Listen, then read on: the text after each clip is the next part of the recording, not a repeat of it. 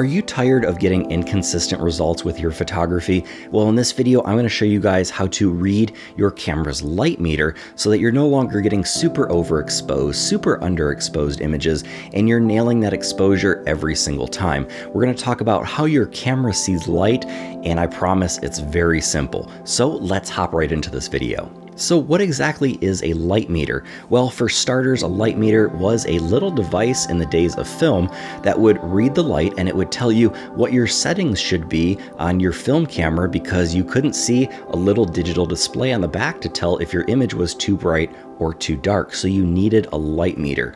Nowadays, with modern DSLRs, mirrorless cameras, point and shoot cameras, all of that is inside of your camera and displayed very easily right in front of your eyes. So let's talk a little bit more about what your camera sees and exposure.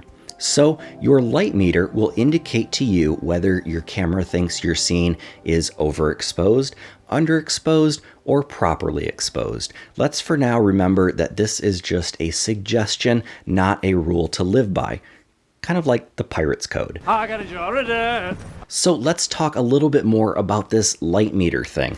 Well, typically it's an indicator on the top of your camera and or the back of your camera with little hash marks and numbers. It'll usually go -3 through +3, sometimes -2 through +2, and it'll be a little line that moves back and forth on this indicator, and that will tell you how bright or dark that your camera thinks your image is going to be. If that little line lines up right in the middle at 0, you have a good exposure. If it's a little bit to the right, we call that exposing to the right. It means your image may be a little bit bright, and vice versa. If that line starts going towards the negatives, -1, -2, -3, it means your image is likely going to be underexposed and too dark. These numbers on your light meter are indicating the stops of light that are either overexposed or underexposed in your image. In photography, we measure light in a unit called stops. Each of these large hash marks with a number is a whole stop. So 1 stop of light, 2 stops of light, or 3 stops of light over or underexposed. And sometimes you can be 10 stops overexposed, but your light meter typically only shows you 3 plus or 3 minus, so 3 stops overexposed or 3 stops underexposed. It's up to you to keep adjusting your settings to bring that little indicator right towards the middle. So now that we understand what our light meter is and how to read it, we need to know that we need to be continuously checking our light meter to know how bright or dark our scene is going to be read by our camera. After all, cameras are just a tool that collect light. We're responsible for how much light is making it through our lens to our sensor. So again, always be checking your light meter as lighting situations change. Maybe your aim is over here and it's very bright, and you move over here and it's a little bit cloudy or darker, or a little bit in the shade over to your right. You're going to have to look at your light meter, see how that light has changed, and adjust your settings accordingly. Remember, we have 3 settings that adjust our exposure: our aperture, our shutter speed, and our ISO. If you really want to dig into these, be sure to check out my mastering manual mode on your camera video, and I'll have that linked down in the description below. So always remember, it's a balance of these 3 settings to get your exposure perfect.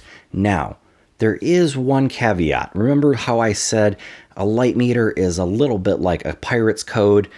It's all just kind of made up, right? Well, your camera is not a human. Your camera doesn't necessarily have the context of the scene that you're photographing. So let's say I'm in a coal mine and I'm photographing a black dog at night. That's going to be a very, very dark scene. My exposure meter is probably going to tell me that it's 20 stops underexposed. It wants a 30-second long exposure, yada, yada, yada. But if I were to listen to my camera's light meter and get that exposure right in the middle, my photo would turn out gray. Why is this? This is because our camera's light meter wants everything to be gray. It wants everything to fall in that line between pure white and pure black. because somewhere in the middle is what's called middle gray, and that is what our camera's light meter is programmed to find. Now, we're not talking about necessarily the color gray, black and white. This can be confusing, but it's looking for the tone middle gray when we're talking about tonal contrast between pure white and pure black. So our camera is searching for something in the middle that's not too bright and not too dark, and it's looking for a middle gray to kind of get an average good exposure. So like I said, your camera's light meter is not always perfect. The same could be said if I were out in a blizzard photographing a polar bear eating a marshmallow on a white plate. Well, my exposure meter is going to say that it is a nuclear white, it's super overexposed, and it's going to make my image come out gray. Why? Because everything is white and my light meter wants to make things gray. Now, I know the science behind this can be a little bit confusing. It takes some time to learn, so don't worry. But you may have noticed at some points in time, maybe you're photographing the sun, maybe you're photographing on a beach, and you take a photo and it comes out really dark. Well, that's just your exposure meter not fully understanding the context of your scene, because it doesn't have a brain. It's just a computational code reading light and giving you the feedback on that light, wanting to make it gray. So that's the very simple yet sort of complicated idea of how your light meter works and how to get proper exposures from now on. Always pay attention to your light meter, but just remember there is no such thing as a perfect exposure. Typically, 99% of the time, we're trying to get that indicator right in the middle of our light meter or our exposure meter, and we're trying to hit that zero right in the middle. But we have to remember, we are the humans.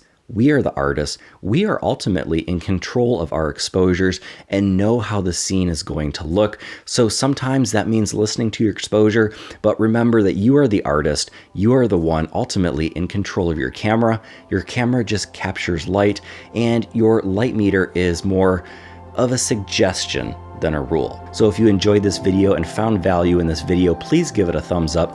Please subscribe to my newsletter down below. I'm working on a weekly and a monthly photography insider newsletter. So be sure to hit that subscribe button on YouTube and sign up for my email newsletter down below. And until next time, get out and go shoot.